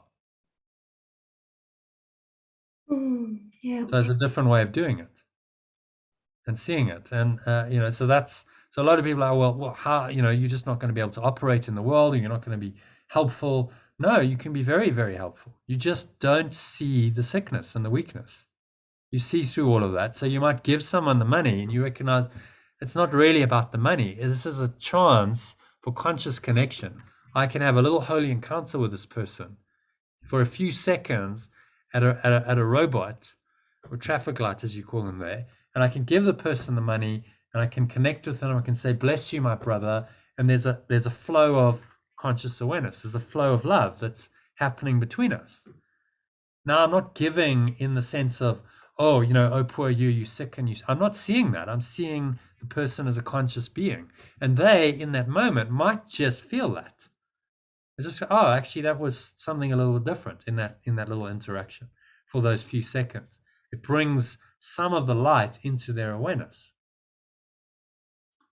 So that's, then you're doing your thing. You're giving money on the level of form, but you're not buying into the whole thought system of sickness and weakness and starvation and, oh, poor you. I actually see you as a poor beggar. I don't really see you as a poor beggar. I'm just using the exchange to connect with you on an equal level. I see you as me. You're my brother. And I say, bless you, my brother. And the person might go, well, actually, that's just a little reminder for them that they're not actually a beggar. They might have identified with that, but somewhere in their mind, they know that they're not. So, that's just an example of how you can actually be in the world, but not of the world, which is what Jesus was talking about. So although you're facing the seeming, the weak, the sickly, the dying, those in need, and Jesus faced that much in his life. There was a lot of that, but he didn't see that. His healing happened because he just didn't see it, and he just held a higher idea for people, and they believed it. A lot of people, because they didn't have the whole medical, scientific, materialist paradigm going on in their minds, they believed it, and so they healed. And they said, when he went to his hometown, Nazareth, he didn't do any miracles. Why? Because people didn't believe. So, well, we knew him. He was Yeshua who lived down the road. Like, no, he's not the Messiah. Come on, he can't do the miracle. No, so they didn't believe. So then no miracles happened. Okay, so you want to give us a summary of number 3? Seeing it through the right eyes, right thinking, isn't it? So you believe the truth. Yeah. And do the translations help here? Perfect love strength as opposed to God's strength. Yeah. And his mind, it becomes perfect love's awareness. Yeah, it's very different, doesn't it? Very different. There's a different flavor, doesn't it? It does. Perfect love's awareness is his mind. Hopefully it makes it, the reason we do it is it makes it more impactful. It has a bigger, it's like, perfect love's awareness is my awareness. Okay. Rather than God somewhere out there, his mind. It's less resistance, and there feels more flow to it. It's lighter. Yeah. Yeah. Yeah, well, good. So we'll continue with this translation process. At the end of this year, we'll have a translated version of the course. Good, I might have to go off the call in a little while. Somebody's coming in a minute. But okay. Have you got a client? She's not a client, no, but she's okay. Yeah, well, let's carry on until you have to go. Yeah. What, in 5 minutes, 10 minutes? Probably 15 if I'm lucky, which is usually okay. Okay. So let's crack on with it. So number 4. Strength overlooks these things by seeing past appearances. It keeps its steady gaze upon the light that lies beyond them. It unites with light of which it is a part. It sees itself. It brings the light in which yourself appears. In darkness, you perceive a self that is not there. Strength is the truth about you. Weakness is an idol falsely worshipped and adored, that strength may be dispelled, and darkness rule where God appointed, oh, the voices go when I say the word God. God appointed that there should be light. No, didn't get that. Okay, you want to read the alternative? Strength overlooks these things by perceiving truly past experiences. Appearances. Right, okay. Strength overlooks these things by perceiving truly past appearances. Yeah, okay. It keeps its steady gaze upon the true awareness that lies beyond them. It keeps its steady gaze upon the true awareness that lies beyond them. Okay. It unites with true awareness of which it is a part. It perceives itself. It brings the true awareness in which yourself appears. In limitless awareness, you perceive a self that is not there. Strength is the truth about you. Weakness is an idol falsely worshipped and adored, that strength may be dispelled and limited awareness rule, where pure formless awareness of perfect love appointed that there should be true awareness. It's a bit of a mouthful, isn't it? Whoa. Yeah, it's a tricky one for me. Okay. Let me break it down into sections. So yeah, all right. Uniting with the true awareness, seeing itself, and it brings the true awareness, which is yourself appears. Yeah, got that. In limited awareness, You perceive a self that's not there. Yeah.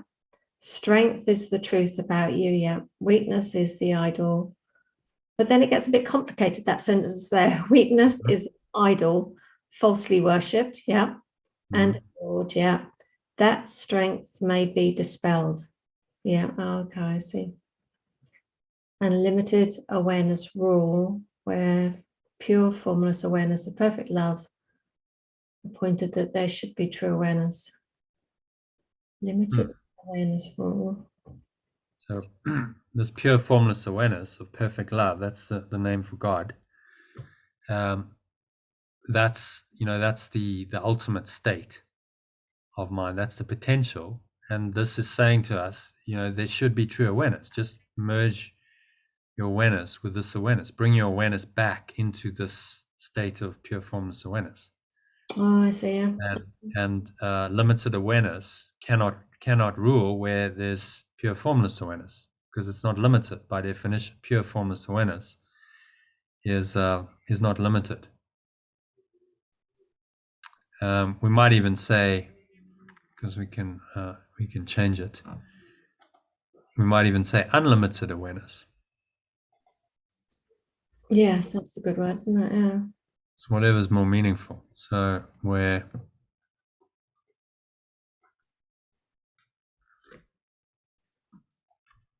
or limitless. Oh, I love that word. Hmm? I love limitlessness.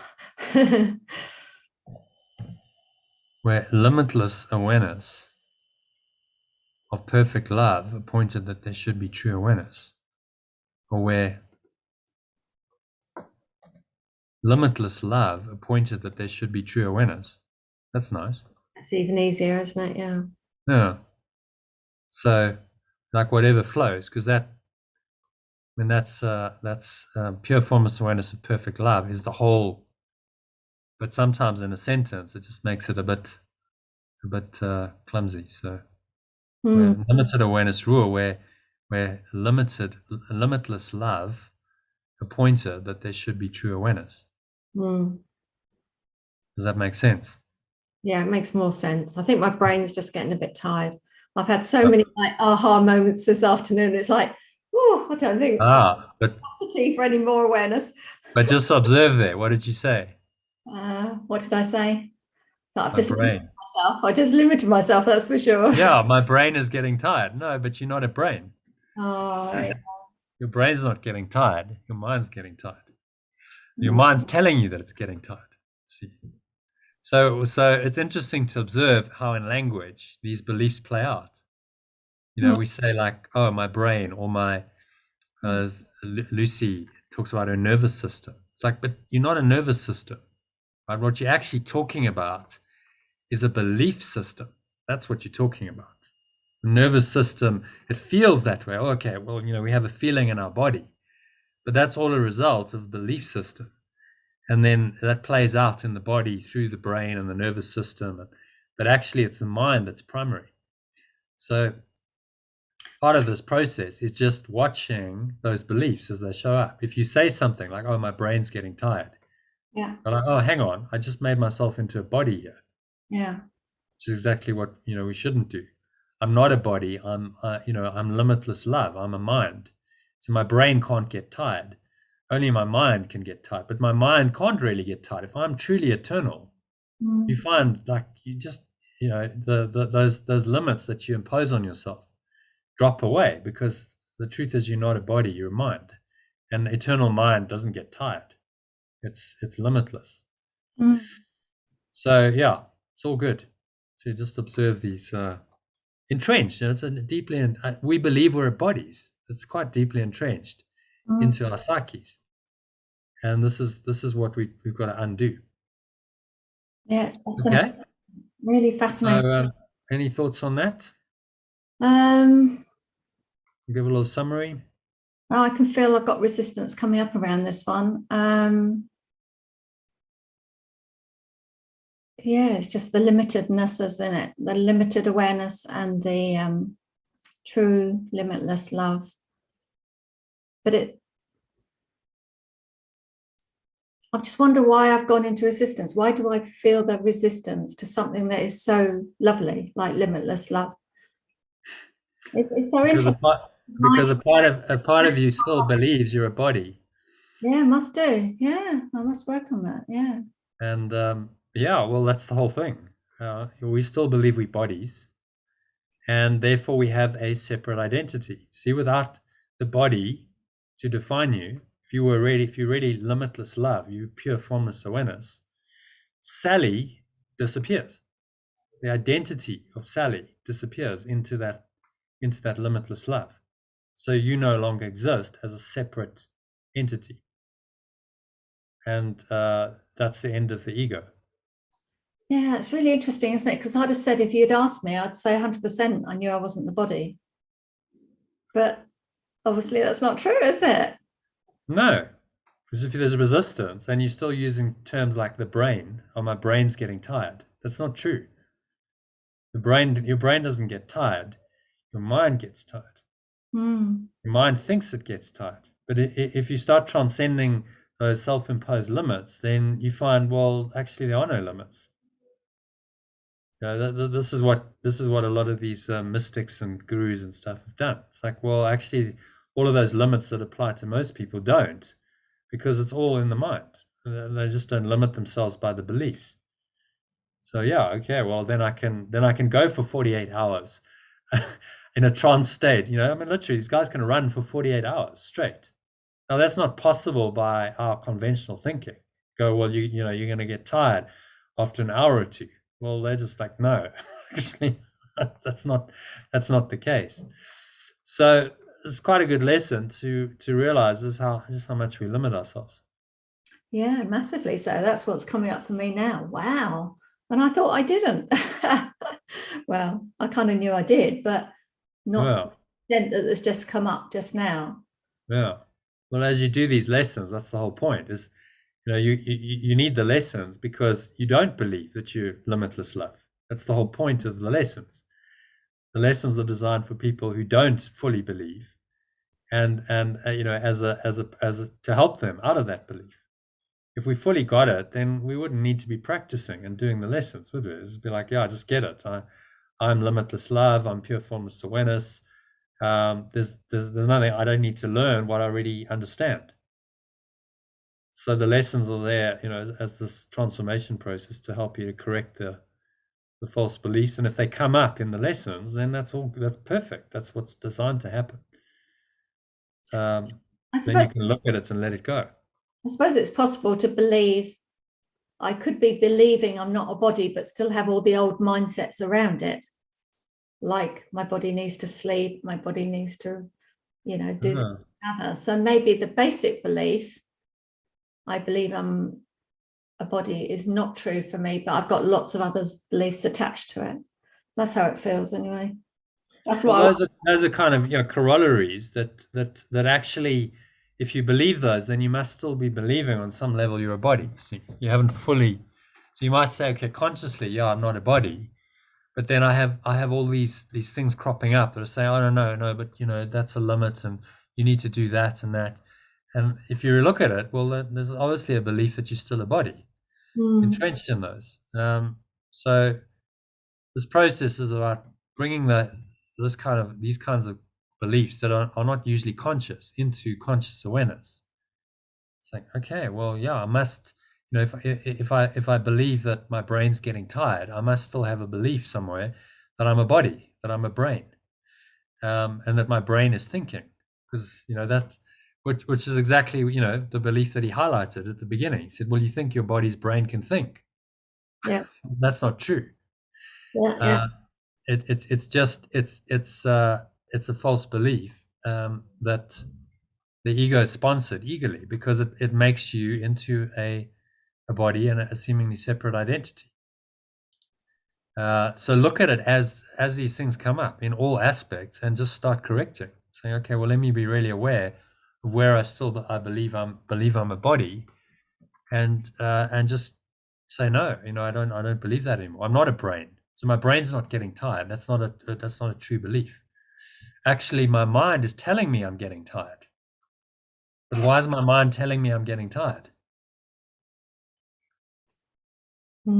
Because maybe, see, this is how the ego works. Maybe I'm resisting the message, and so if I get tired, then I don't have to continue with the process of undoing the ego. So the ego is telling me I'm getting tired and saying it's the brain, but that's just not true.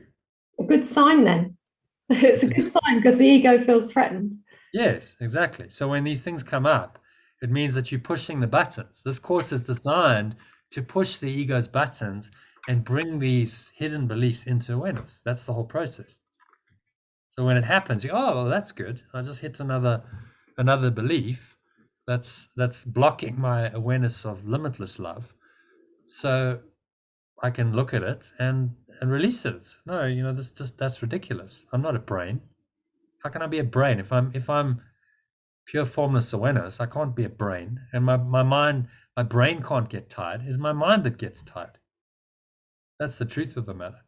My mind gets tired, and then that plays out on the level of form. I feel like, oh, okay, well, I'm tired and I need to sleep. But all of these limits can be bent and transcended. They really can. You don't need to believe in the conventions that the ego's told you. And spiritual masters have showed that. They demonstrate, well, they're not limited by these beliefs. A lot of them don't sleep. They just meditate. They're like in a super conscious state.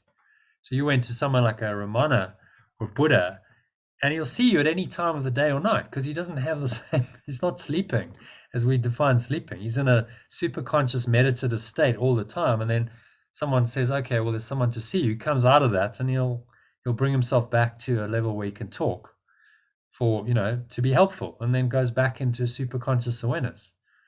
So it's like a different, just breaking down all of these, all of these limits that we've imposed on ourselves. Okay, thank you. Let's go. Well, I haven't got. You got to go. Has your friend arrived? Yes, she's here. Okay. Yeah. Thank you very much. All right. Well, lovely to chat to you, Sally. Thanks for joining. We had a session because you joined. The regulars, all Iona's away, and John and Sue are away. So thank you for that, and we'll see you in the week, hopefully tomorrow. You're doing your workshop tonight. I've actually. Yes, there's a masterclass tonight. Are you going to join tonight or not? I am. Yeah. Okay, lovely. All right, I'll see you in a few hours then. 7 p.m. Yeah. Bye. Okay.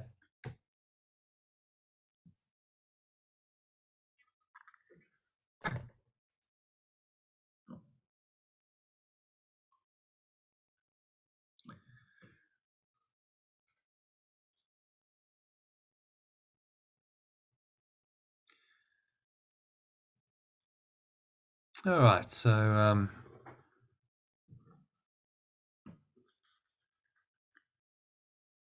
we'll end it there, I think. Thank you for watching, and join me tonight at 7 p.m. UK time, 8 p.m. SA time for the Art of Letting Go Masterclass.